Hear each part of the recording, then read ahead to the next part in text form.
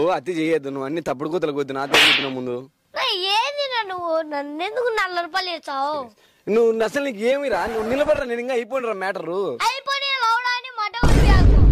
సరే, మన కాంట్రాక్టర్లు వేల కోట్లు కుంభకోణం చేస్తానని రొట్టెగాడు అంటున్నారు. తనకి రొట్టెగాడ మాటల్లో ఏం మాట్లాడతారు? నువ్వేంది 40 రూపాయలు ఇచ్చావు? ఏందేరా నువ్వేందైనా నన్ను 40 రూపాయలు వేసేట్టుకున్నావు? నువ్వు మంచివే బరుగుడు అన్నా. నువ్వు నేను చెప్పాను ఆయనకి బాధలన్నీ ఉన్నాయని.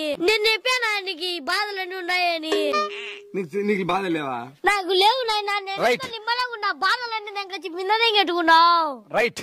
నెక్స్ట్ టైం నేను జగన్మోహన్ రెడ్డికి ఓటు అంటున్నా రొట్టెగాడు. నేనేంటికి నాయనా, నాకు ఓటు హక్కే లేదు. నేను ఎవరు ఏమనుకునే కానీ నేను ఓటు వేయను, ఏం చేసుకుంటారు చేసుకోని అంటున్నాను. నువ్వు మెత్త దెంగుతా నిన్ను ఏంది ఇరికిచ్చి దెంగుతావు? నువ్వే పెద్ద బొడవని ఉన్నట్టున్నావే. రైట్.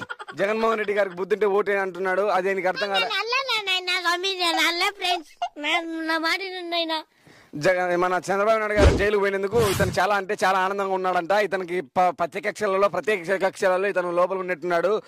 ఇతనికి చాలా కష్టంగా ఉందంటున్నాడు. దెంగుతా